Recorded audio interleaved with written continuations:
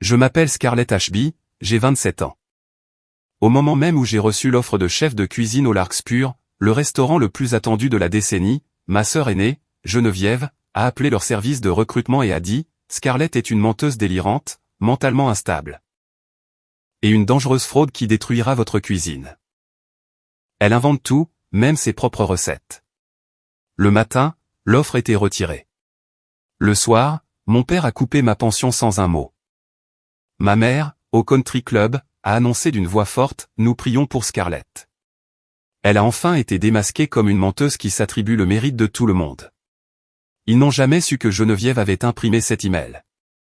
Ils n'ont jamais su ce qui se cachait d'autre dans le classeur de son garde-manger. Et la nuit où je l'ai ouvert, tout ce sur quoi ils avaient bâti leur parfaite histoire de famille était sur le point de leur être resservi, sur un plateau d'argent. Avant de continuer, si vous trouvez que cette histoire vaut la peine d'être entendue, s'il vous plaît, prenez un moment pour liker et vous abonner, mais seulement si vous vous sentez vraiment en phase avec ce que je partage. Et laissez un commentaire pour me dire d'où vous me regardez et quelle heure il est chez vous. J'adorerais savoir que la vérité est en chemin. Laissez-moi vous ramener avant l'email, avant le mensonge, dans une maison de Roundhill Road à Greenwich, dans le Connecticut, où 3 générations d'Ashby avaient pris leur repas à la même table en noyer. Mon père, Reginald, était un importateur de vin à la retraite qui avait un jour fait passer 100 caisses de Bourgogne à la douane sans briser une seule bouteille. Ma mère, Béatrix, était une sommité au Greenwich Field Club et tenait une chronique sur le vin pour un magazine local. Pour quiconque passait sur Roundhill en automne, quand les érables rougissaient et que l'allée de gravier sentait les feuilles humides, nous ressemblions au genre de famille que Norman Rockwell aurait pu peindre, s'il avait eu le droit de boire du Sancerre. Ma mère avait une phrase qu'elle utilisait à chaque dîner qu'elle organisait. Elle se tenait près du buffet, une carafe à la main, regardait la lumière se refléter dans le cristal Riedel qu'elle avait collectionné pièce par pièce aux enchères de Sotheby's pendant 20 ans, et disait d'une voix qui ne s'élevait jamais, dans cette famille, Scarlett. Nous n'élevons pas la voix. Nous élevons nos exigences. Elle avait cessé de prononcer mon nom avec affection quelque part au collège. Je ne saurais dire quand. Je sais seulement qu'au moment où je suis parti pour le Culinary Institute of America à 18 ans, le mot « Scarlett » dans sa bouche était devenu une correction. Et puis il y avait Geneviève. Ma sœur aînée était la fille talentueuse. C'était l'expression que ma mère utilisait pour la présenter à tout le monde, au Field Club, au gala de charité, au café de la paroisse. Ma fille talentueuse. Geneviève avait une chronique dans Bon Appétit. Elle avait 2 livres de cuisine sur les étagères de Rizzoli à Broadway.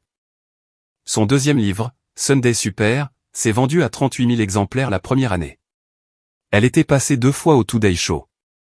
Elle avait 180 000 abonnés sur Pinterest qui enregistraient ses décorations de table, ses serviettes en lin au ton sourd, et les photos au ralenti de galettes de potiron refroidissant sur de la fonte. Personne dans notre famille n'a jamais posé la question qui aurait dû être évidente. Comment une femme qui n'a jamais mis un pied dans une cuisine durant son enfance, peut-elle devenir chroniqueuse pour Bon Appétit à 29 ans? La réponse, c'était moi. J'ai écrit 11 recettes que ma sœur aînée, Geneviève, a publiées comme étant les siennes. Je n'ai jamais demandé à être crédité. Je n'ai pas négocié de rémunération. Je ne lui ai pas demandé de me remercier. La première était une tartine de choux au beurre noisette et anchois salés, que je lui ai envoyée un dimanche de mai 2021 à 23h, parce qu'elle m'avait appelé en pleurant, disant que sa chronique devait être rendue le lundi matin et qu'elle n'avait rien.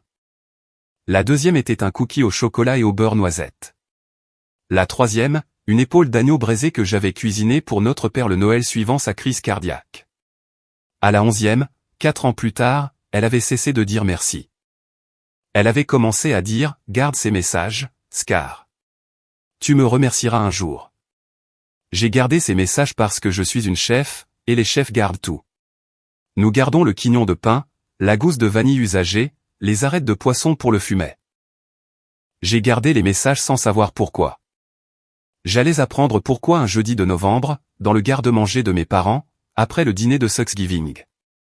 J'avais pris un chemin différent de celui de ma sœur.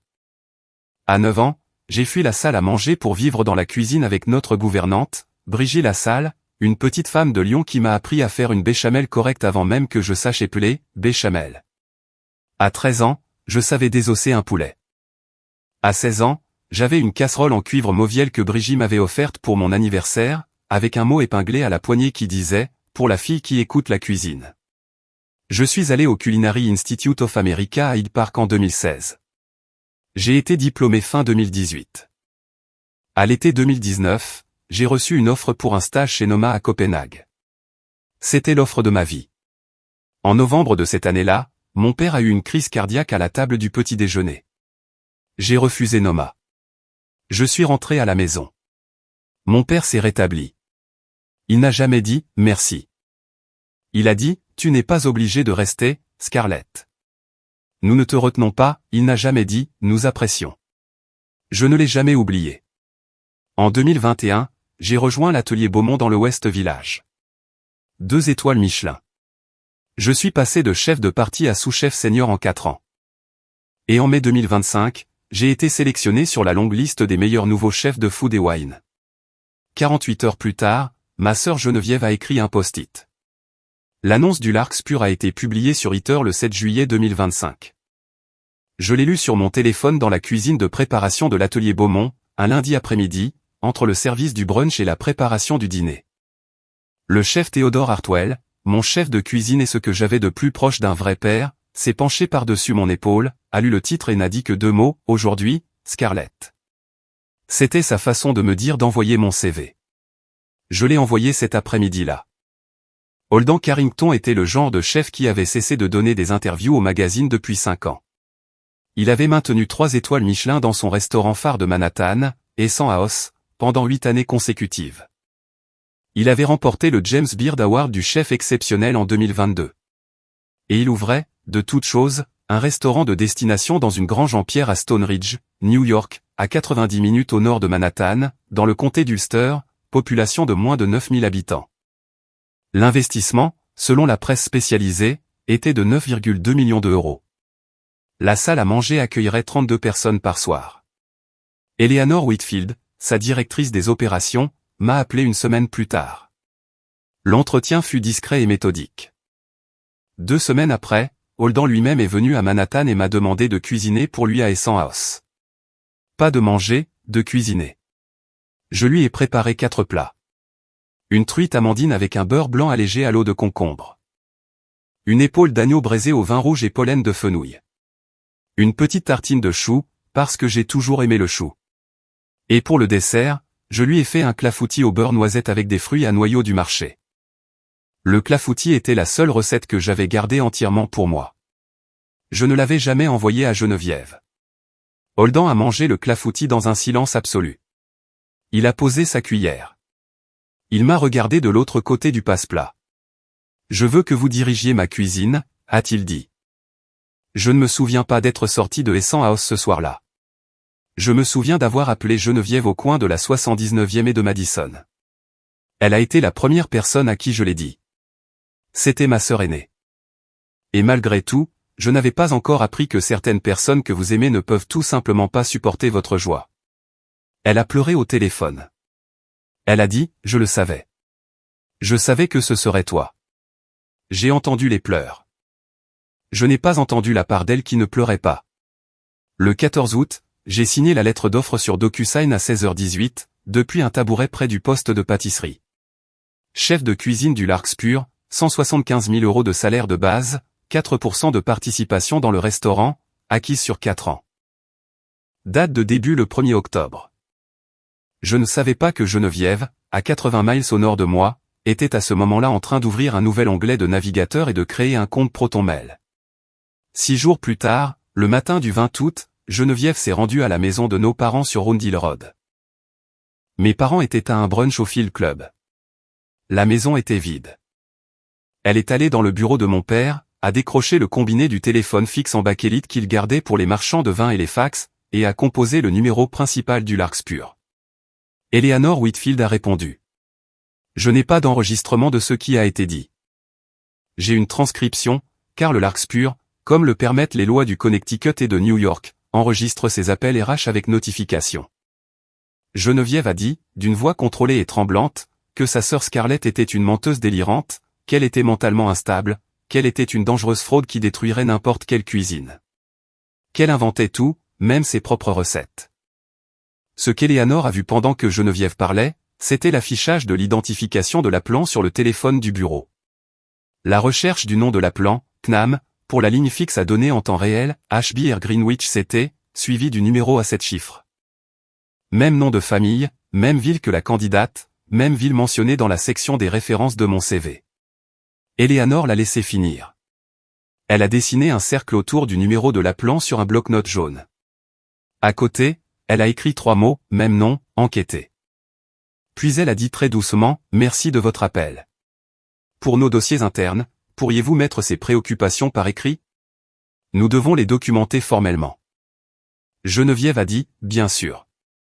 2 heures plus tard, un email est arrivé dans la boîte de réception d'Eleanor, provenant de concerne.larkspur@protonmail.com. Il contenait l'accusation complète, 4 paragraphes, avec en pièce jointe un PDF falsifié de mon CV. Eleanor ne l'a pas supprimé. Elle a créé un dossier dans ses archives Outlook, intitulé HB. Elle a fait une capture d'écran du journal des appels. Elle a verrouillé le dossier. À 11h02 ce matin-là, elle m'a appelé à l'atelier Beaumont. J'étais en plein service, ma main gauche enroulée dans un torchon, ma droite tenant une pince à épiler au-dessus d'un magret de canard. Elle a dit, Scarlett, j'ai une terrible nouvelle. Nous devons retirer l'offre avec effet immédiat. Il y a des préoccupations que nous devons examiner. Je ne peux pas partager les détails. Je suis vraiment désolé. Elle a fait une pause. Puis elle a dit, s'il vous plaît, soyez patiente avec nous. Je n'ai compris cette dernière phrase que 93 jours plus tard. J'ai posé les pinces. Je suis allé dans la chambre froide. J'ai fermé la porte. J'y suis resté 11 minutes. Quand je suis sorti, mon téléphone avait 6 appels manqués. Un de ma mère, un de mon père, 4 de Geneviève. Je n'ai rappelé aucun d'eux. J'ai dressé 6 portions d'agneau. Je n'ai dit à personne ce qui s'était passé.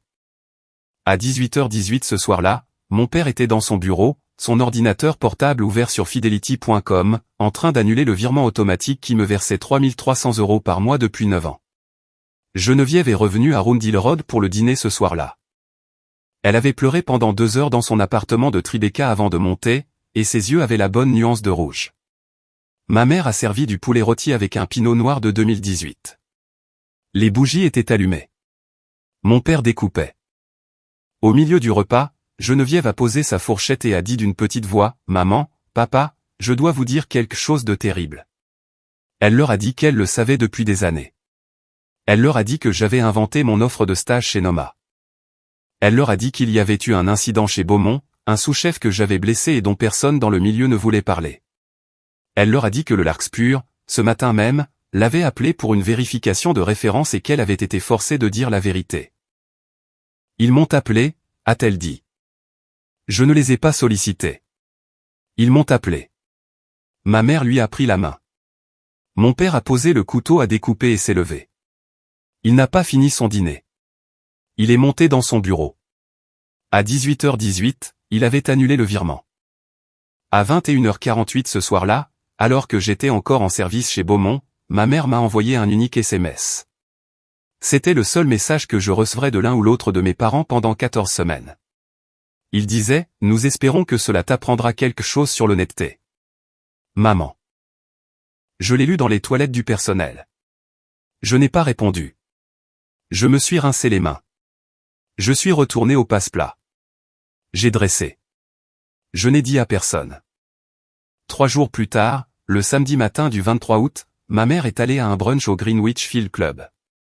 Le Field Club organise le brunch du samedi dans la véranda, selon espace vitré qui surplombe le 18e trou. Ma mère se tenait près du buffet, un Bloody Mary dans une main. Elle portait un chemisier en lin blanc et ses plus belles perles. Une femme nommée Eunice Hartford, l'épouse de Walter Hartford, un juge de la Cour supérieure du Connecticut, s'est approchée d'elle et a demandé d'une voix qui se voulait gentille, « J'ai entendu dire que Scarlett avait obtenu ce poste dans ce restaurant chic », a dit Eunice. Ma mère a donné la réponse qu'elle retenait dans sa gorge depuis 3 jours, et elle l'a donnée avec un volume suffisant pour que 3 tables autour d'elle cessent de parler. Elle a dit, « Oh, Eunice, nous prions pour Scarlett. » Elle a enfin été démasquée comme une menteuse qui s'attribue le mérite de tout le monde. C'est déchirant, mais c'est peut-être le réveil dont elle avait besoin. Un serveur a fait semblant de ne pas entendre. 2 femmes à la table voisine se sont regardées. Ma mère a souri. Elle a pris un morceau de melon du buffet. Elle est passée aux œufs bénédicts. Le samedi après-midi, la phrase avait traversé 3 villes du Connecticut. Le dimanche, elle avait atteint Tribeca. Le lundi, une journaliste indépendante d'Eater nommée Vivian Castellano avait reçu une information d'une hôtesse du West Village et avait envoyé un email à Eleanor Whitfield pour obtenir un commentaire. Eleanor lui a envoyé la réponse standard. L'article n'a pas été publié, mais l'histoire a continué de vivre. Une amie d'enfance, une agente immobilière nommée Margot Peton, à qui je n'avais pas parlé depuis la 6e, était au Field Club ce samedi matin. Elle a entendu ma mère prononcer la phrase. Cet après-midi-là, elle a fait une capture d'écran d'un verset de la Bible que ma mère avait publié sur sa page Facebook publique, Proverbe 19h5, le faux témoin ne restera pas impuni, et me l'a envoyé avec 5 mots, Scarlett, j'étais au brunch. J'ai lu son message dans la cuisine de Camille à Buswick à 2h14 du matin, devant un réfrigérateur ouvert, en buvant de l'eau dans un bocal. Et j'ai pleuré pour la première fois depuis le 20 août. Je n'ai pas pleuré pour l'offre. Je n'ai pas pleuré pour mes parents. J'ai pleuré à cause d'une phrase dans la déclaration de ma mère. Elle avait dit que j'étais une menteuse qui s'attribue le mérite de tout le monde. J'avais envoyé à ma sœur 11 recettes en 4 ans, gratuitement, sans être crédité, par amour, par esprit de famille. Ma mère avait décrit parfaitement et involontairement la fille dont elle aurait dû avoir peur. Elle avait simplement désigné la mauvaise. 3 semaines après le brunch du Field Club, le 18 septembre, ma mère a assisté à une vente aux enchères de vin chez Sotheby's, au 1334 York Avenue à Manhattan. Holden Carrington était invité. On ne l'avait pas prévenu. Elle s'est approchée de lui avec un verre de Bourgogne à la main et a dit, sur le ton d'une mère inquiète offrant un conseil maternel à un étranger, « Holden, quel merveilleux événement. Vous connaissez ma fille Scarlett, elle est si passionnée. Mais les chefs peuvent être des créatures si fragiles. S'il vous plaît, soyez patient avec elle. Nous nous inquiétons. » Holden a souri poliment. Il n'a rien dit. Ce soir-là, il a envoyé un SMS à Eleanor Whitfield depuis sa voiture sur le FDR. Il disait, « La mère vient de confirmer qu'elle croit à l'histoire, ce qui signifie qu'elle ne connaît pas non plus la vérité. » Je ne verrai ce texto que 5 mois plus tard. Dans les derniers jours d'octobre, j'ai appelé mon père 2 fois. Aucun appel n'a abouti. J'ai laissé un message vocal de 41 secondes. J'ai dit, « Papa, s'il te plaît, rappelle-moi. » Je n'ai menti sur rien. S'il te plaît. Il n'a pas rappelé. 4 jours plus tard, j'ai appelé ma mère. Elle a décroché après 3 sonneries. J'ai essayé de lui poser une question. Elle a dit, « Nous t'aimons, Scarlett. Mais nous n'allons plus cautionner ça. » Elle a raccroché avant que je puisse lui demander ce qu'elle pensait cautionner. Cette nuit-là, j'étais assise à l'arrière d'un taxi jaune sur la 1er avenue. Le chauffeur m'a demandé où je voulais aller. J'avais rendu mon bail de mon appartement du West Village ce matin-là. Je n'avais pas de maison où aller. J'ai transporté le contenu de mon studio du West Village, 4 cartons, la casserole Mauviel, 12 livres de cuisine, mes couteaux, dans un garde-meuble sur la 28e rue Ouest le matin du 30 octobre 2025. Mon ami Camille Dorsey, qui avait été dans ma classe à l'Institut culinaire et qui s'était bâti une petite carrière réussie de styliste culinaire à Brooklyn, m'avait dit une semaine plus tôt que je pouvais avoir son canapé à Buswick aussi longtemps que j'en aurais besoin. « Tu ne me dois aucune explication, » a-t-elle dit quand je suis arrivé. « Tu t'en devras une à toi-même, quand tu seras prête. » Le canapé était un clipant d'IKEA avec une housse grise. J'ai dormi dessus pendant 54 nuits. Je n'ai pas cessé de travailler à l'atelier Beaumont. Le chef Théodore Hartwell m'avait envoyé un SMS 3 jours après le retrait de l'offre. Il avait écrit, « Nous sommes toujours là. Nous sommes toujours avec vous. Prenez votre temps. » Il ne m'a pas demandé ce qui s'était passé. Il n'a laissé personne dans la cuisine me le demander. Il m'a donné les mardis et jeudis soirs de congé sans demander et a continué à me payer mon plein salaire. Je n'aurais pas survécu à cet automne sans le chef Hartwell et Camille. Ils ne m'ont pas sauvé avec des discours. Ils m'ont sauvé avec 2 choses, un canapé et une cuisine. La 2e semaine de novembre, j'ai commencé à passer devant l'atelier Beaumont les soirs où je n'étais pas de service. Je me tenais de l'autre côté de Greenwich Avenue et j'observais la ligne de préparation par la fenêtre. Je n'entrais pas. Je ne sais pas pourquoi je restais là. Je pense que je restais là parce que cette cuisine était le seul endroit au monde où je savais, sans l'ombre d'un doute, que j'existais. Un dimanche soir, le 16 novembre, une femme a traversé la rue vers moi. Je l'ai reconnue d'après une photo de signature d'article, Vivian Castellano, la journaliste-auditeur. Elle avait abandonné son propre article fin septembre, m'a-t-elle dit, parce qu'elle ne pouvait en vérifier aucune source. Elle m'a emmené dans un dîner de Tribeca ouvert 24h24, appelé le Square Dîner. Elle m'a offert un café et un muffin anglais sec. Elle n'a pas enregistré. Elle n'a pas pris de notes. Scarlett, a-t-elle dit, j'ai passé 10 ans dans ce milieu. Je n'ai jamais entendu une seule histoire sur votre instabilité. Pas d'une seule personne. Alors dites-moi, à qui profiterait le fait de dire que vous l'étiez? Je n'ai pas répondu. Je n'avais pas encore les mots, mais la question a jeté une pierre dans l'eau calme, et les ondulations ont commencé à se propager. Je suis rentré à Buswick à 5h40 du matin. Je me suis assise à la table de la cuisine de Camille pendant qu'elle dormait. J'ai ouvert mon ordinateur portable. J'ai tapé dans une barre de recherche 4 mots que je n'avais jamais tapés de ma vie, comment tracer l'adresse IP d'un email. Au lever du soleil, le 17 novembre, j'en avais lu assez pour savoir que je n'allais pas résoudre ça toute seule. Mais je savais aussi, pour la première fois en 3 mois, que j'allais survivre à cette épreuve. Je veux m'arrêter ici une seconde. Si vous avez déjà été qualifié d'instable par quelqu'un qui ne supportait pas votre stabilité. Si vous avez déjà été traité de menteur par quelqu'un qui avait besoin que vous mentiez pour qu'on continue à le croire. Si votre famille a déjà raconté une histoire sur vous que vous saviez fausse, et a regardé tous ceux avec qui vous avez grandi la croire sans vous poser une seule question, laissez un commentaire ci-dessous et dites-le moi. Je les lis tous. Puis revenez. Parce que ce qui suit est la partie de l'histoire que je n'aurais jamais cru pouvoir raconter. 2 jours plus tard, dans l'après-midi du 19 novembre, mon téléphone a sonné. L'écran affichait « Eleanor Whitfield ». Elle ne m'avait pas appelé depuis 91 jours. Je me suis assise sur le canapé IKEA. Camille était sur un shooting à Williamsburg. L'appartement était vide. J'ai décroché. La voix d'Eleanor était différente de celle de l'appel doux. Plus lente, plus prudente. Il y avait quelque chose que je n'avais jamais entendu auparavant, une sorte de patience contenue. La patience de quelqu'un qui attend depuis longtemps pour dire une petite chose.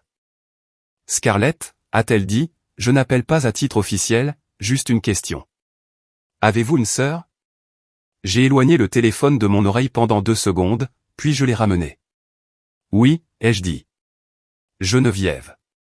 Il y a eu un silence qui a duré 3 secondes. Puis Eleanor a dit très doucement, merci. Elle a raccroché.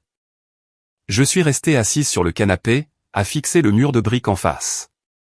Je n'ai pas bougé pendant longtemps. Je ne sais pas combien de temps. Le radiateur dans le salon de Camille faisait un cliquetis toutes les 12 secondes. J'ai compté 43 cliquetis. Eleanor Whitfield, la directrice des opérations du Larkspur, la femme qui avait retiré mon offre le 20 août, venait de m'appeler un mercredi après-midi pour me poser une seule question sur ma famille, et son ton n'avait pas été celui d'une personne faisant une vérification de routine. Son ton avait été celui d'une personne confirmant quelque chose qu'elle savait déjà. J'ai ouvert ma newsletter Rési sur mon téléphone. J'ai remonté 3 mois de couverture de l'industrie de la Hudson Valley. Il n'y avait aucune annonce de chef de cuisine. Aucune offre d'emploi. Aucun indice d'une recherche. Il n'y avait qu'une seule nouvelle, datant de début novembre. Eater avait rapporté que le Larkspur repoussait son ouverture du 1er décembre au 14 mai, citant ce que le communiqué de presse appelait des « ajustements de construction finaux ». Je ne savais pas grand-chose, mais je connaissais Holden Carrington. Je savais qu'il n'ajustait pas la construction en plein milieu d'un chantier. Je savais que les entrepreneurs de Stone Ridge ne décalent pas les dates d'ouverture de 6 mois pour définition. Il attendait. J'ai repris mon téléphone et j'ai retrouvé l'email qu'Eleanor m'avait envoyé le 21 août, le lendemain de l'appel. C'était un email d'un paragraphe confirmant le retrait par écrit. Je l'ai lu pour la 40e fois. Et à la 40e fois, j'ai lu l'avant-dernière phrase, que j'avais ignorée les 39 fois précédentes parce que je n'étais pas prête à la lire. La phrase disait, « S'il vous plaît, soyez patiente avec nous. » J'avais pensé que c'était l'excuse d'une femme qui devait annoncer une mauvaise nouvelle. J'avais pensé que c'était la politesse de quelqu'un des RH, mais c'était une phrase écrite par une personne qui n'avait pas encore décidé si la décision qu'elle venait de communiquer était permanente. C'était une phrase écrite par une personne qui se doutait de quelque chose. Je ne savais pas encore pour le bloc-notes jaune. Je ne savais pas encore pour le dossier intitulé « HB en cours d'examen ».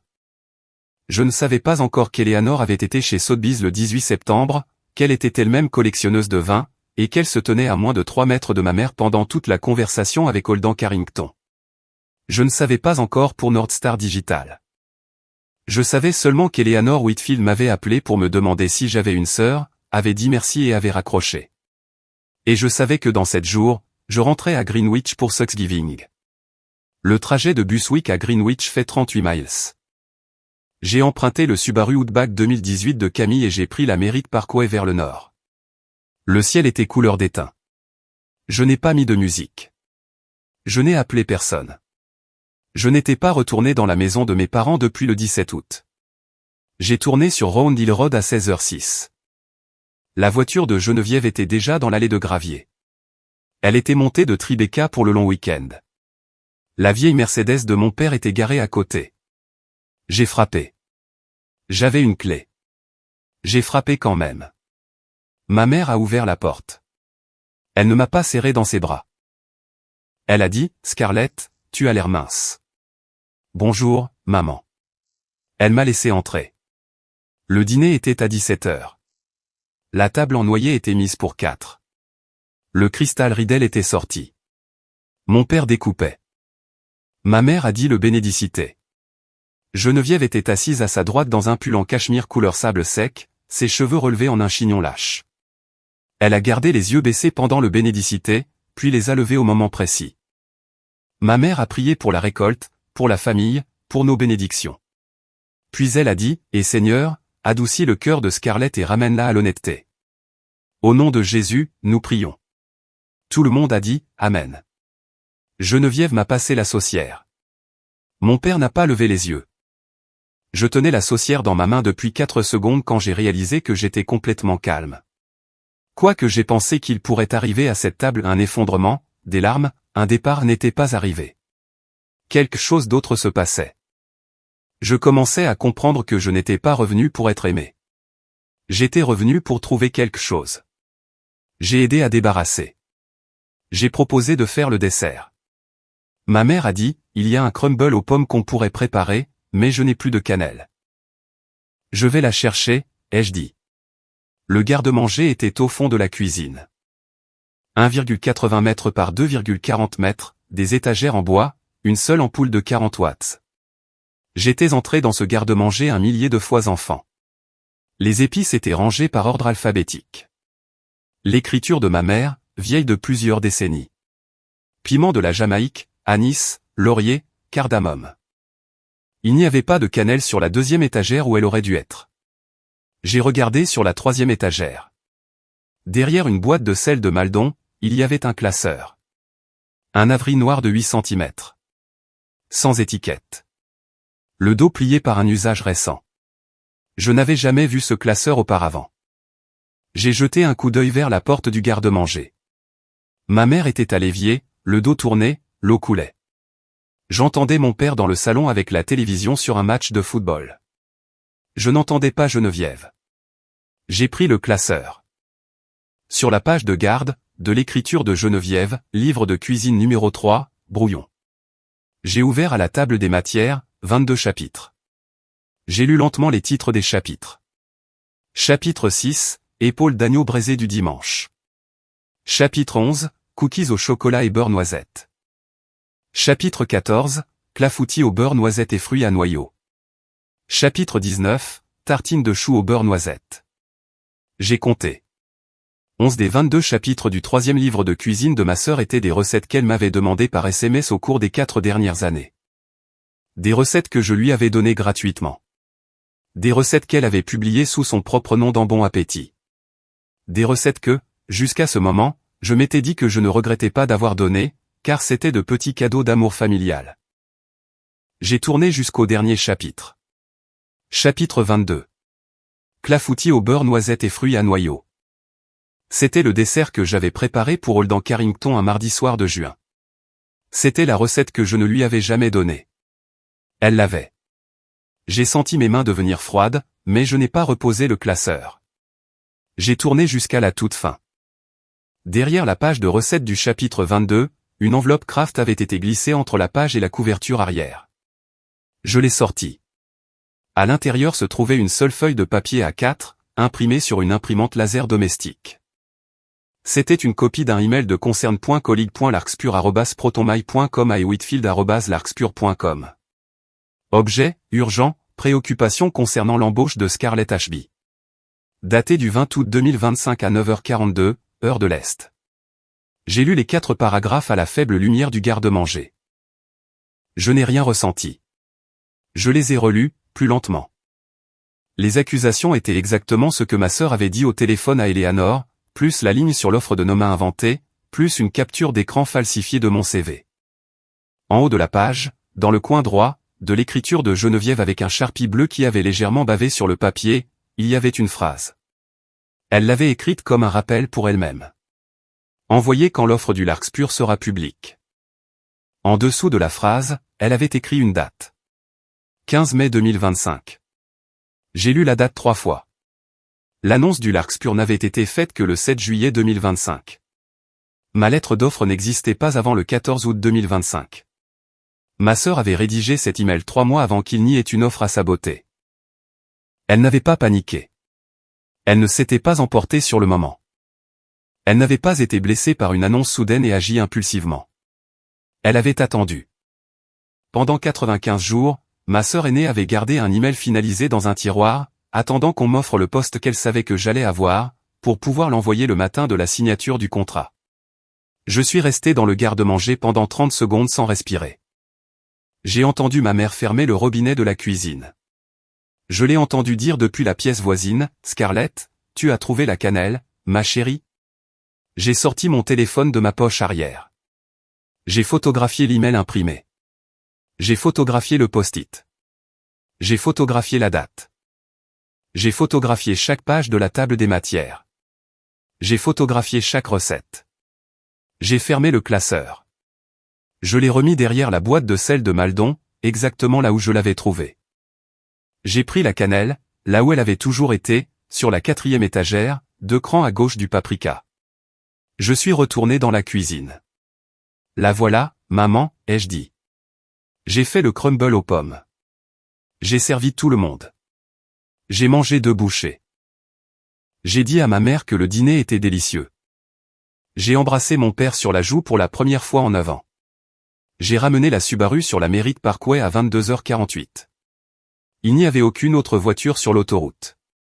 À minuit 14, j'étais assise à la table de la cuisine de Camille à Buswick.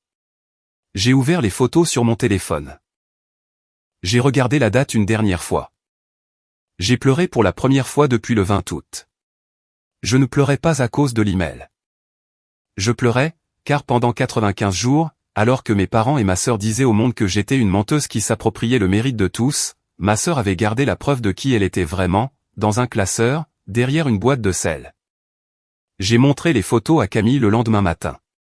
Elle a versé 2 tasses de café. Elle s'est assise en face de moi à la table de la cuisine. Elle a regardé le post-it pendant un long moment. Elle n'a pas parlé. Camille était styliste culinaire. Elle lisait les photos comme je lisais les recettes. Chaque élément comptait. Finalement, elle a dit, « Scarlett, l'annonce du Larkspur, c'était le 7 juillet. Tu as signé l'offre le 14 août. » Elle a écrit cet email le 15 mai. Ça veut dire qu'elle planifiait ça avant même qu'il y ait quoi que ce soit à planifier. Je sais, ai-je dit. Ce n'est pas de la jalousie. Je sais. C'est du calcul. Je sais. Camille a fermé l'ordinateur. Elle a posé sa main sur la mienne. Elle a dit, « Scarlett, que protégeait-elle » Je ne le savais pas encore, mais je savais par où commencer à chercher. Cet après-midi-là, j'ai ouvert mes archives e-messages. J'ai parcouru 4 ans de messages entre Geneviève et moi. Je n'en avais jamais supprimé un seul. Je ne savais même pas que je les gardais intentionnellement. Je ne les avais simplement jamais effacés. J'ai croisé 11 dates. Mai 2021, 23h14. Je lui avais envoyé la recette de la tartine de choux. 3 jours plus tard, elle paraissait dans bon appétit. Maintenant, c'était le chapitre 19 du livre de cuisine numéro 3. Septembre 2021, 9h48. Cookies au chocolat et beurre noisette, envoyés en réponse à un SMS paniqué un dimanche matin. Chapitre 11. Décembre 2022, 16h32. Épaules d'agneau braisées. Chapitre 6. J'ai vérifié les 11. J'ai fait correspondre les 11. La dernière entrée était un unique SMS d'elle à moi, daté du 7 août 2024. Il disait « Garde ces messages, Scar. Tu me remercieras un jour. » Elle n'avait pas écrit ça pour être gentille. Elle avait écrit ça pour se protéger. Elle voulait, au cas où les recettes deviendraient un jour une question publique, pouvoir montrer une trace écrite de sa sœur lui offrant généreusement ses recettes. Elle avait préparé sa défense avant même qu'il y ait une accusation. J'ai appelé Vivian Castellano. Je lui ai posé une question. Vivian, quand le premier livre de cuisine de ma sœur est sorti en 2022? Est-ce que quelqu'un dans la presse culinaire lui a déjà demandé comment elle avait appris à cuisiner? Elle n'a pas d'expérience en restauration. Elle n'a pas fait d'école de cuisine. Est-ce que quelqu'un lui a déjà demandé? Vivian est restée silencieuse quelques secondes. Puis elle a dit, Scarlett, je me pose cette question par intermittence depuis 2 ans. Je n'ai jamais eu assez pour publier. Avez-vous assez? Je lui ai dit pas encore. Je lui ai dit que je la rappellerais. J'ai ensuite fait une autre recherche. J'ai ouvert Google. J'ai tapé Geneviève HB Cookbook 3 Clarkson Potter. L'accord avait été annoncé discrètement dans Publisher Marketplace en février 2024. Avance de 480 000 €. Date de sortie, 15 octobre 2026. Titre de travail, American Table. 2 autres recherches ont révélé le reste. Food & Wine avait publié sa longue liste des meilleurs nouveaux chefs le 12 mai 2025 sur son fil Instagram principal. Le lendemain matin, un utilisateur avec 12 000 abonnés avait commenté sous la publication « @Holden Carrington, votre prochain CDC ». Le commentaire avait reçu 410 likes. Holden n'avait pas répondu. 48 heures plus tard, le 15 mai, ma sœur aînée avait pris un charpie bleu dans le garde-manger de ses parents, avait écrit les mots « Envoyez quand l'offre du Larkspur sera publique » sur un post-it, et l'avait collé sur un email qu'elle avait déjà fini de rédiger. Il n'a jamais été question de moi. Il était question de son livre de cuisine. Il était question d'une avance de 480 000 € et d'une date de sortie. Il était question du long et patient mensonge d'être la fille talentueuse de notre famille. Le mensonge sur lequel notre mère avait bâti son identité sociale. Le mensonge pour lequel mon père l'aimait. Si je devenais la chef que Holden Carrington avait choisi, si je gagnais un James Beard ou si j'avais une critique dans le New York Times, quelque part, un jour, un critique gastronomique comparerait un plat de mon menu à une recette du livre de ma sœur. La mauvaise question serait posée. Le mensonge se fissurerait. Le livre de cuisine mourrait. La fille talentueuse mourrait avec lui. Elle ne protégeait pas notre famille de moi. Elle se protégeait de la seule chose qui lui faisait peur, un monde où sa petite sœur cesserait d'être invisible. Le 2 décembre, à 11h18, Eleanor Whitfield m'a appelé. Sa voix était encore différente. Pas prudente cette fois. Sûre d'elle. Scarlett, a-t-elle dit, nous avons terminé notre enquête interne. Je ne peux pas partager les détails par téléphone, mais je peux vous dire ceci. Nous savions dès le jour où l'appel est arrivé. Identification de l'appelant, même nom. Même ville. Nous devions juste vérifier. Nous avons engagé un cabinet d'expertise en septembre. Nous avons ce qu'il nous faut. Elle a fait une pause.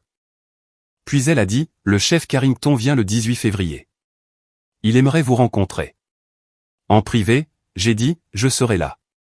Elle a ajouté, il y a autre chose. Nous avons quelque chose à vous montrer. J'ai raccroché. Je suis resté longtemps à la table de la cuisine de Camille. Puis j'ai pris mon téléphone et j'ai appelé la seule personne de ma famille qui méritait une dernière conversation privée. J'ai appelé Geneviève. Je lui ai demandé si je pouvais venir à son appartement le 12 décembre. Elle a répondu 14 minutes plus tard. Bien sûr, Scar. Tellement contente que tu aies pris contact. Apporte du vin. J'ai lu la question 2 fois. La deuxième fois, j'ai souri. C'était la première fois que je souriais depuis août. Le 87 Franklin Street est un immeuble d'avant-guerre de 6 étages à Tribeca, avec des colonnes en fonte au rez-de-chaussée et un portier en manteau de laine vert dans le hall.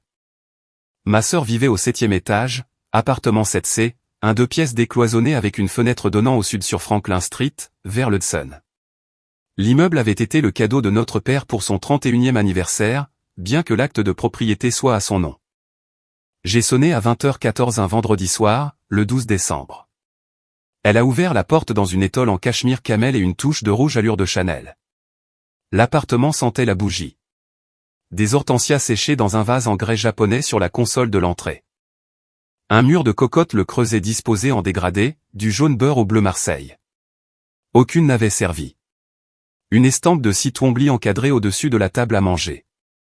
Tout l'appartement ressemblait à une photo de magazine d'une cuisine, ce qui était exactement l'effet recherché. « Scar », a-t-elle dit. « Entre. » J'ai servi du Sancerre. Je n'ai pas enlevé mon manteau. J'ai posé mon sac d'ordinateur sur la table. Elle a versé un deuxième verre. Elle l'a poussé vers moi. Je ne l'ai pas pris. J'ai ouvert l'ordinateur. J'ai tourné l'écran pour qu'il lui fasse face. Sur l'écran, en plein format, se trouvait la photo que j'avais prise dans le garde-manger à Thanksgiving. L'email imprimé, le post-it, le Sharpie bleu, la date, 15 mai 2025. Elle a regardé l'écran pendant 3 secondes. Son visage n'a pas changé. J'ai observé son visage comme j'observerais une sauce sur un feu vif, attendant le moment du changement. Puis son visage a changé. Elle a posé le verre de vin. Sa main était stable. Le verre de vin, lui, ne l'était pas. Le Sancerre a glissé de 2 mm le long du verre alors qu'elle le posait. Elle n'a rien dit pendant 11 secondes. Je les ai comptés. Puis elle a dit, d'une voix qui était presque un murmure, la mauvaise question. Elle a dit, l'as-tu dit à maman? C'est là que j'ai tout su. Si elle avait demandé, comment as-tu trouvé ça, elle aurait été une personne essayant de monter une défense. Si elle avait demandé, est-ce que c'est vrai, elle aurait été une personne cherchant à gagner du temps. Si elle avait dit quoi que ce soit sur l'email lui-même, elle aurait été une personne qui se considérait encore comme la protagoniste de sa propre vie. Elle n'a pas posé de questions sur l'email. Elle a posé une question sur notre mère. Elle n'avait pas seulement choisi de faire cette chose, elle avait choisi de la faire pour la femme dont elle ne pouvait pas se permettre de perdre l'amour. J'ai fermé l'ordinateur. Je me suis assise sur la chaise en face d'elle. Je ne suis pas venu ici pour le dire à maman, ai-je dit. Je suis venu te demander pourquoi, et tu viens de me répondre. Elle a enfoui son visage dans ses mains. Elle n'a pas pleuré comme elle avait pleuré au dîner de famille en août. C'était le cri contrôlé de quelqu'un jouant l'innocence. C'était autre chose. C'était le cri de quelqu'un dont le mensonge ne tenait plus. Elle a dit, dans sa paume, tu me l'as enlevé en étant doué. Elle a relevé la tête. Son maquillage coulait. Elle ne l'a pas essuyé. Maman et papa ne m'auraient jamais aimé s'ils savaient que je ne savais pas cuisiner, a-t-elle dit. Ils m'aiment parce que je suis la talentueuse. Ils le disent aux inconnus au club. Ma fille talentueuse. Si tu deviens la chef que Holden Carrington choisit, si tu obtiens une étoile, que suis-je? Juste la sœur qui écrit sur les dîners. Celle qui ne sait pas, elle a repris son souffle. Je ne pouvais pas laisser ça arriver, a-t-elle dit. Je ne pouvais pas, il y eut un silence dans l'appartement. Le genre de silence que j'apprendrai plus tard à reconnaître comme le silence d'une personne qui a cessé d'avoir peur d'être prise et a commencé à avoir peur d'être vue. Elle a dit, je t'aime, Scarlett. Elle l'a dit comme une excuse. Ce n'était pas une excuse. Puis elle a dit la chose que j'emporterai avec moi en sortant de cet appartement, en descendant dans l'ascenseur, en sortant sur le trottoir froid de décembre et en rentrant à Buswick. Elle a dit, je t'aime. C'est juste que j'aime encore plus être aimé. Je suis resté assise un long moment. Puis je me suis levé. J'ai repris mon ordinateur. Je l'ai remis dans le sac. Je ne le dirai pas à maman, ai-je dit. Je ne le dirai pas à papa. Je ne détruirai pas ton livre. Je n'irai pas voir un journaliste. Je n'appellerai pas Clarkson Potter. Je ne te ruinerai pas comme tu as essayé de me ruiner. Ce n'est pas le genre de personne que je suis. Et c'est la seule chose à mon sujet que je ne te laisserai pas. Changé. Je suis allé vers la porte. J'ai mis ma main sur la poignée. Je me suis retourné. Je vais prendre le poste au Larkspur quand ils me le reproposeront, ai-je dit. Je vais diriger cette cuisine. Je vais mettre un menu sur la table en mai. Et je vais présenter ce menu de ma propre voix, dans ma propre cuisine, devant les gens qui sauront quelles recettes m'appartiennent et lesquelles non. Si tu es assise dans cette salle à ce moment-là, tu entendras ce que j'ai à dire. C'est la seule chose que je te donnerai, la chance d'être dans la pièce. J'ai ouvert la porte. Elle a dit derrière moi, de la plus petite voix que je lui ai jamais entendue, « Scar, qu'aurais-tu fait à ma place ?» Je ne me suis pas retourné. J'ai dit, je t'aurais demandé de m'apprendre. J'ai fermé la porte derrière moi. J'ai marché dans le couloir. J'ai appelé l'ascenseur. L'ascenseur est arrivé. Je suis descendu au rez-de-chaussée. Le portier a dit, bonsoir. J'ai dit, bonsoir. Je suis sorti sur Franklin Street. Je n'ai pas pleuré. Je n'ai pas vomi. Je n'ai appelé personne. Je suis rentré à Buswick. J'ai dormi 9 heures. C'était la première nuit de sommeil ininterrompu que j'avais depuis le 20 août. Le lendemain matin, j'ai appelé Eleanor Whitfield. Je n'ai dit que 7 mots. Je serai là le 18 février. Le café Grumpy sur McInnes Boulevard à Greenpoint a un long comptoir en bois et une seule grande fenêtre qui donne au nord. Holden Carrington était assis à une petite table près de la fenêtre quand je suis arrivé à 10 heures du matin, le 18 février 2026. Il s'est levé quand je suis entré. Il ne m'a pas serré la main. Il m'a prise dans ses bras. Il était plus mince qu'en juin. Sa chemise en flanelle était douce et d'un bleu foncé. Eleanor Whitfield était derrière lui avec un dossier Kraft sous le bras. « Scarlett » a-t-il dit. « Je suis tellement désolé. J'aurais dû vous appeler en septembre. J'ai été trop prudent. J'ai été trop prudent parce que j'avais peur que si je vous appelais trop tôt, j'agirais par instinct plutôt que sur des preuves. Et que je vous ferais plus de mal que de bien. J'ai pris la mauvaise décision. Je m'excuse. » Il s'est assis. Eleanor s'est assise à côté de lui. Elle a posé le dossier sur la table. Elle l'a ouvert. La première page était une capture d'écran de l'identification de l'appelant du matin du 20 août.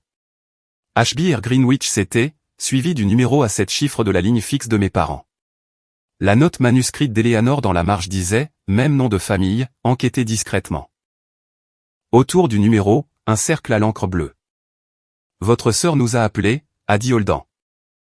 Depuis la ligne fixe de vos parents. Elle n'a pas bloqué l'identification de l'appelant. Elle ne pensait pas en avoir besoin. Nous savions dès le premier matin que l'appel venait de l'intérieur de la maison de votre famille. Nous ne pouvions simplement pas agir sans confirmation. Eleanor a tourné la page. La page suivante était une transcription de l'appel téléphonique. La notification d'enregistrement légal était horodatée en haut. L'analyse de l'empreinte vocale venait de Northstar Digital à Cambridge, Massachusetts. Une empreinte vocale de Geneviève avait été extraite de ses 2 apparitions dans des podcasts de Bon Appétit en 2023 et de son segment au Today Show en janvier 2024. La correspondance avec la plante du Larkspur était de 96,4%. Au-delà de tout doute raisonnable. Eleanor a tourné la page suivante. Analyse stylométrique de l'email. Correspondance de 94,2% avec les chroniques de ma sœur dans Bon Appétit. Eleanor a tourné la page suivante. Métadonnées IP de la version transférée de l'email ProtonMail que Geneviève avait envoyé à ma mère en septembre. Le fil de discussion transféré était passé par un failli résidentiel à Roundhill Road, Greenwich. Elle a fermé le dossier. Holden a dit, nous savons depuis près de 6 mois qui a envoyé cet email, Scarlett. Nous attendions que vous soyez prête à savoir que nous savions. Je lui ai posé une question. Pourquoi avez-vous attendu? Il m'a regardé longuement. Puis il a dit, parce que la revanche appartient à la personne à qui elle a été prise, pas à la personne qui a essayé d'aider. Il a poussé une seule feuille de papier sur la table. Une nouvelle lettre d'offre, même poste, même participation, même confiance. Date de début le 1er mars.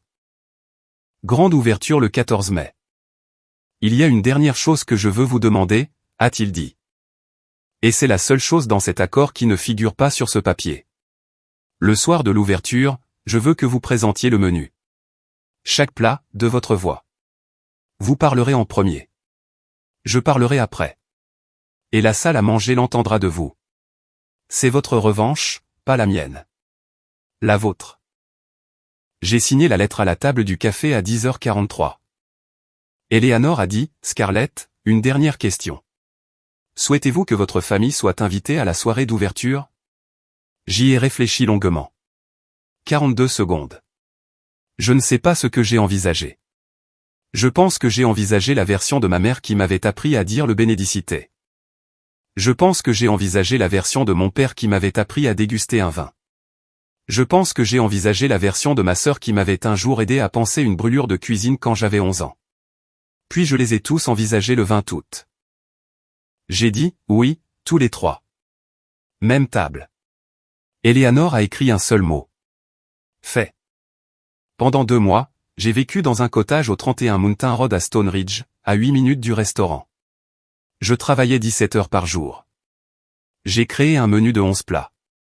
Le 11e plat était le clafoutis au beurre noisette que j'avais cuisiné pour Holden en juin.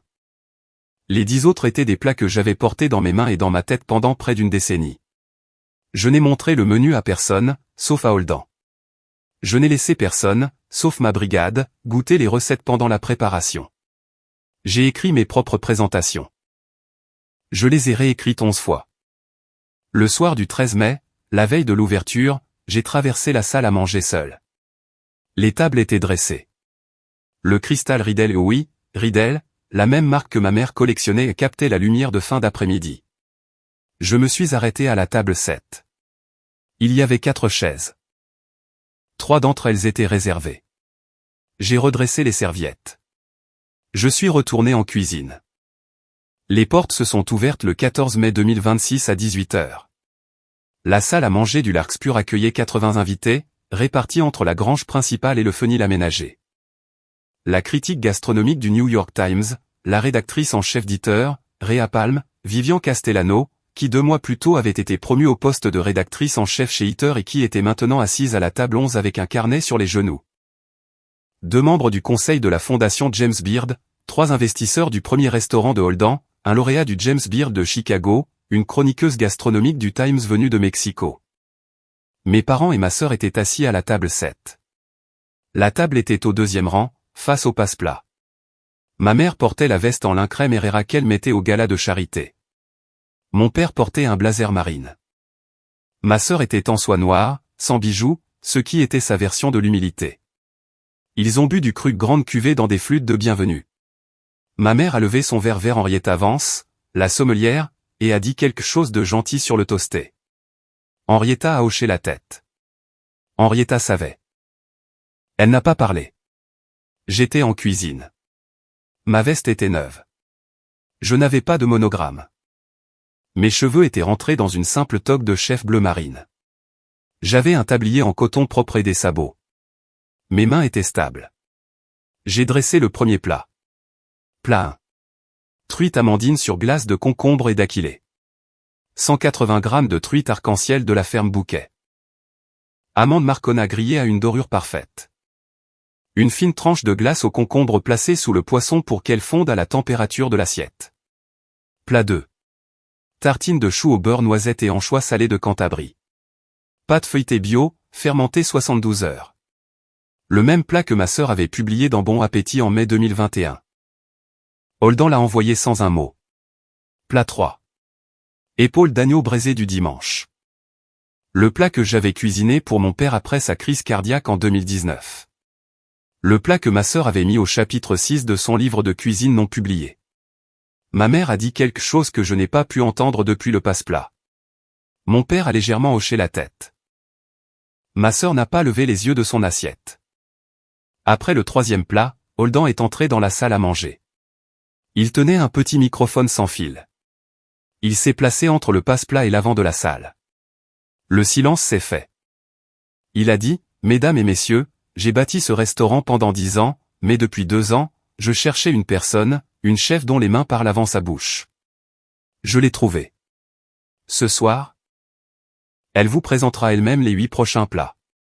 Parce que chaque plat que vous avez mangé jusqu'à présent, et chaque plat que vous mangerez ce soir, a été conçu par elle. Veuillez accueillir la chef de cuisine du Larkspur, Scarlett Ashby. 80 personnes ont applaudi pendant 14 secondes. Je suis sorti de la cuisine. J'ai traversé la salle à manger. Je n'ai pas regardé la table de mes parents. Je me suis arrêté au centre de la pièce. Holden m'a tendu le microphone. Il a reculé. J'ai attendu. La salle s'est calmée. Puis j'ai présenté le menu. Je ne vous donnerai pas les 11 présentations. Je vous donnerai celle qui comptait. Plat 4, truite au beurre blanc. J'ai dit, c'est un plat que j'ai préparé pour la première fois pour quelqu'un que j'aimais il y a 4 ans. Je l'ai donné à l'époque. Ce soir, je le cuisine pour moi-même. Plat 5, pain pané à la feuille de laurier et au coin. J'ai dit, ce plat a été publié dans un magazine culinaire il y a 4 ans. Ce soir, c'est la première fois qu'il apparaît sous le nom de la personne qui l'a réellement écrit.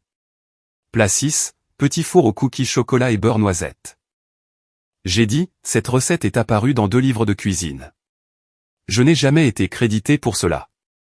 Ce soir, je m'en attribue le mérite. Je n'ai pas regardé la table 7.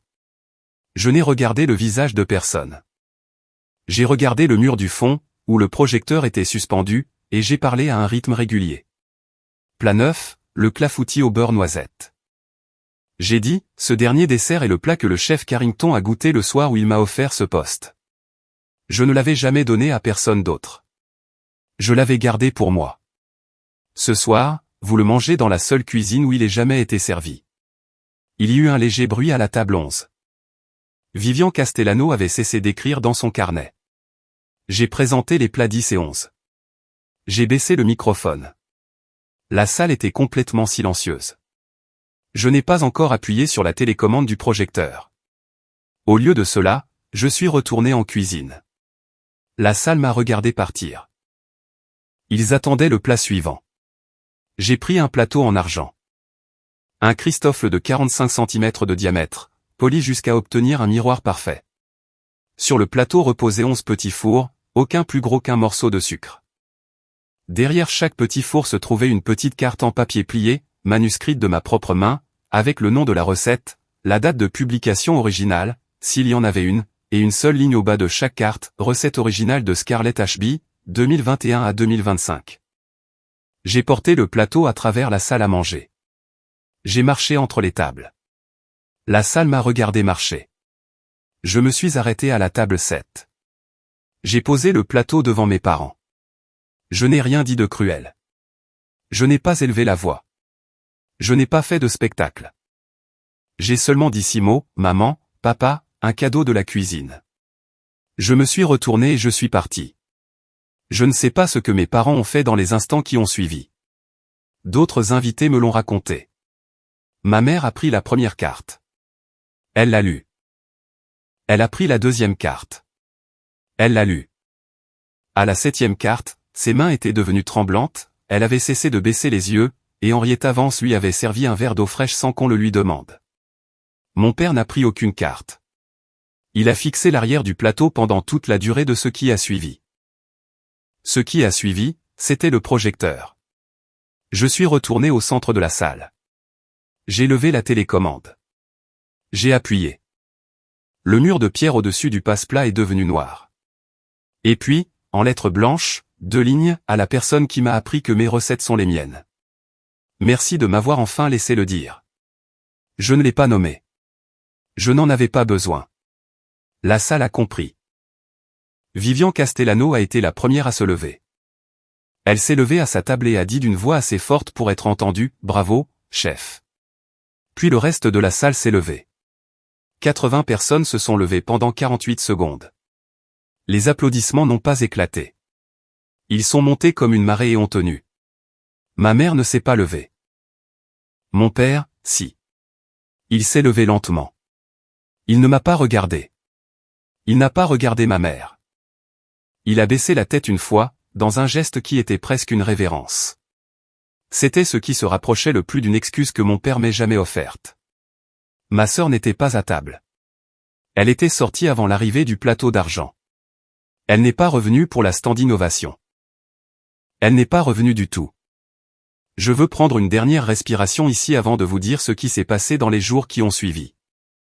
Si vous vous êtes déjà relevé à la fin d'une histoire comme celle-ci, après des années à porter une étiquette que quelqu'un d'autre vous a donnée, si vous avez déjà vu un système familial se réorganiser autour d'un mensonge jusqu'à ce que le mensonge devienne l'histoire officielle de la famille. Je veux que vous sachiez que les limites ne sont pas une trahison et que la dignité n'est pas une vengeance. La limite, c'est l'amour. Si cette histoire vous a rappelé quelqu'un dans votre propre vie qui a besoin de l'entendre, partagez-la. Cette personne n'a pas besoin d'être sauvée. Elle a besoin qu'on lui rappelle qu'elle a le droit de rentrer dans une pièce avec la vérité entre les mains. La critique de Vivian Castellano sur le Larkspur a été publiée sur Twitter à 23h14 ce soir-là. Elle l'a intitulé « Le Larkspur ouvre ses portes et réécrit l'écriture culinaire américaine moderne ». Elle n'a pas nommé ma sœur. Elle n'en avait pas besoin. Elle a écrit une seule phrase qui a résonné dans le monde de la gastronomie tout l'été, certains chefs cuisinent pour les étoiles. Scarlett Ashby a cuisiné pour rétablir les faits. 14 jours plus tard. Bon Appétit a annoncé que ma sœur prenait ce que leur communiqué de presse appelait un « congé sabbatique d'une durée indéterminée ». Clarkson Potter a discrètement reporté le livre de cuisine numéro 3 pour « révision éditoriale complémentaire ». La presse spécialisée de l'édition a repris l'information du report mais ne l'a pas lié à l'ouverture du Larkspur. Personne n'en a eu besoin. Je n'ai pas donné d'interview. Je n'ai pas appelé Vivian. Je n'ai pas appelé Heather. Je n'ai pas appelé le New York Times quand ils ont demandé. J'ai laissé la nourriture parler. La nourriture a continué de parler. Le 18 mai, 4 jours après l'ouverture, j'ai quitté le canapé de Camille à Buswick. J'y avais passé 198 nuits. Je lui ai laissé une note qui disait seulement « Il n'y a aucune version de ma vie où cette pièce n'existe pas. Merci ». J'ai conduit la Subaru jusqu'à Stone Ridge. Je me suis installé pour de bon dans le cottage du 31 Mountain Road. Le cottage avait 2 chambres, un petit porche et une cuisine avec une seule fenêtre donnant sur un étang. J'ai fait mes courses chez Adam S. Ferracre Farm à Wappinger Falls. Lors de ma première nuit seule dans le cottage, j'ai cuisiné le clafoutis au beurre noisette pour moi-même. Je l'ai mangé debout, au comptoir de la cuisine. J'avais cuisiné pendant 92 jours sans cuisiner une seule fois pour moi. J'avais oublié le goût de préparer un plat uniquement pour le plaisir de le manger. Le 22 mai, une enveloppe est arrivée au restaurant, à mon nom. Elle avait été postée de Manhattan. J'ai reconnu l'écriture avant de l'ouvrir. La lettre faisait 2 pages. Il n'y avait aucune excuse. Aucune demande de pardon. Aucune défense. La dernière phrase disait « Je suis une thérapie. Je ne m'attends pas à ce que tu t'en soucies. Je voulais juste que tu le saches. J'essaie de comprendre pourquoi j'ai fait ce que j'ai fait. Je t'aime, même si tu ne peux pas m'aimer en retour. » J'ai lu la lettre 2 fois. Je l'ai pliée. Je l'ai mise dans le tiroir supérieur du petit bureau du cottage. Je n'ai pas répondu. Peut-être un jour. Pas aujourd'hui. 3 semaines plus tard, le 7 juin, mon père a déposé 40 000 € sur mon compte Fidelity depuis son propre compte. Il n'a pas joint de mots. Le dépôt était simplement là un matin. C'était exactement le montant d'une année de la pension qu'il avait annulée en août. C'était, dans son langage, ce qui se rapprochait le plus d'une excuse écrite qu'il me donnerait jamais. Je n'ai pas rendu l'argent. Je ne l'ai pas remercié. J'ai appelé le service des relations avec les donateurs de City Harvest, l'organisation à but non lucratif de sauvetage alimentaire de New York. Je leur ai demandé d'accepter un don de 40 000 € en l'honneur de Brigitte Lassalle.